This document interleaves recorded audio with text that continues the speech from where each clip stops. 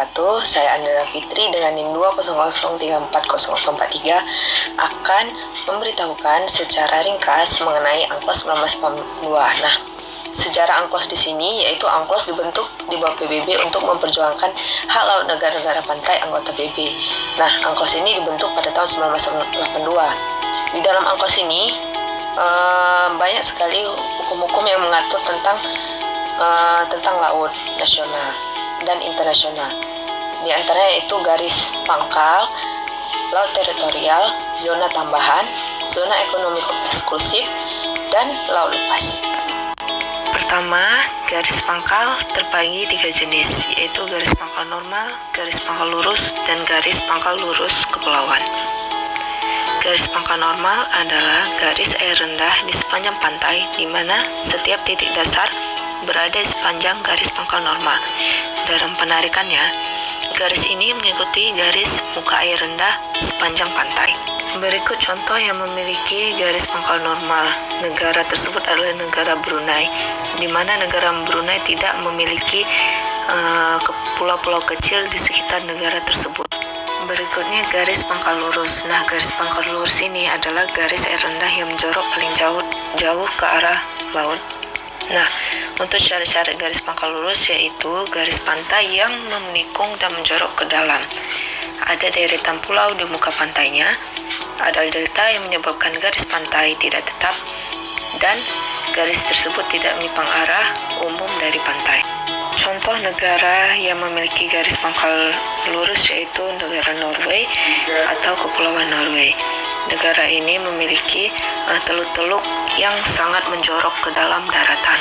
Jadi, negara ini merupakan memiliki garis pangkal lurus. Selanjutnya, garis pangkal lurus kepulauan, di mana garis pangkal lurus kepulauan adalah garis pangkal yang menghubungkan tiap titik terluar pada garis air rendah ke titik terluar pulau.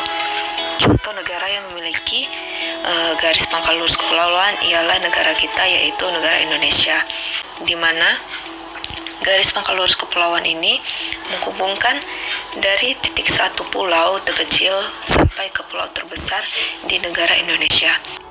Selanjutnya membahas tentang perairan dalam dan perairan kepulauan.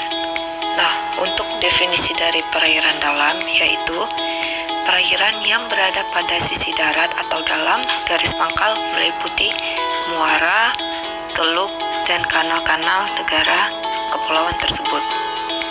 Di kawasan ini, negara yang memiliki kedaulatan penuh dan kapal asing tidak memiliki hak lintas damai. Pada perairan dalam ini, hukum-hukum negara soal kepulauan itu berkedaulatan penuh pada negara yang memiliki perairan dalam tersebut. Nah, untuk perairan kepulauan, definisinya, perairan kepulauan itu perairan yang berada di pulau-pulau terluar suatu negara kepulauan yang diperlakukan sama seperti perairan pedalaman, namun dengan pengecualian bahwa lintas damai harus diperbolehkan di dalam kawasan perairan kepulauan ini, namun dengan mengikuti peraturan atau hukum negara pantai yang memiliki perairan kepulauan tersebut. Bisa kita lihat dari contoh gambar di atas. Garis-garis tersebut bersambung dari baseline atau negara kepulauan terbesar dengan negara kepulauan terkecil. Dalam kasus ini biasanya penambahan laut teritorial atau ZEE juga ikut tertambah sebanyak 12 mil dan 200 mil untuk zona ekonomi eksklusif. Hal ini tersebut menguntungkan untuk negara kepulauan memiliki luas perairan laut lebih besar. Dalam UNCLOS 1982 juga mengatur tentang batas-batas laut wilayah negara kepulauan atau negara pantai, seperti laut teritorial, landasan kontinen, zona tambahan, zona ekonomi eksklusif, sampai laut lepas. Selanjutnya, penjelasan batas wilayah laut Indonesia. Nah, untuk yang pertama itu definisi dari laut teritorial. Laut teritorial ini merupakan zona maritim di bawah yurisdiksi negara pantai atau negara kepulauan. Laut ini dimulai dari 12 mil, diukur dari garis pangkal atau dari garis surut terendah negara pantai atau negara kepulauan. Nah, laut teritorial ini merupakan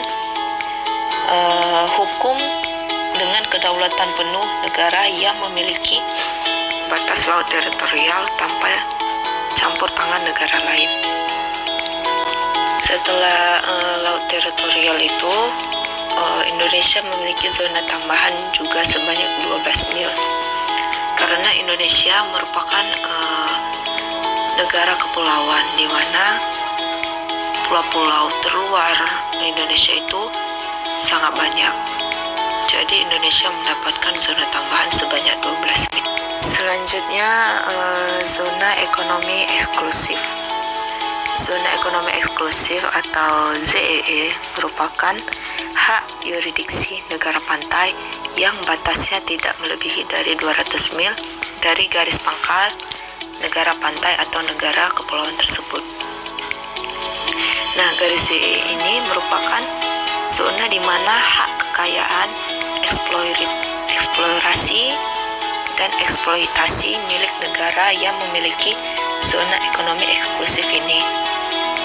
Hak ini biasanya digunakan untuk memanfaatkan kekayaan alam, baik hayati maupun non-hayati, dimulai dari atas perairan sampai dasar laut hingga ke bawah tanah laut tersebut. Hak ini tidak memiliki hak politisi, karena hak ZEE ini merupakan hak penuh dari negara yang memiliki zona tersebut. Selanjutnya kita akan membicarakan soal lautan lepas. Pada gambar tersebut dimulai dari dasar laut samudra dalam atau lautan lepas. Nah, untuk eksploitasi pada laut lepas ini diatur oleh Badan Otoritas Internasional. Nah, sebelumnya definisi laut lepas itu merupakan laut terluar dari zona-zona yurisdiksi negara pantai atau negara kepulauan, seperti zona ekonomi eksklusif, laut teritorial, dan perairan pedalaman suatu negara kepulauan atau negara pantai. Nah, hukum laut yang berlaku pada zona lepas pantai ini yaitu diatur oleh Badan Otoritas Internasional, di mana semua sumber daya yang berada di laut tersebut tidak dimiliki oleh negara siapapun. Namun, jika ada negara yang ingin mengeksploitasi zona ini, harus memiliki izin oleh Badan Otoritas Internasional. Sekian mengenai UNCLOS 1982. Bye-bye.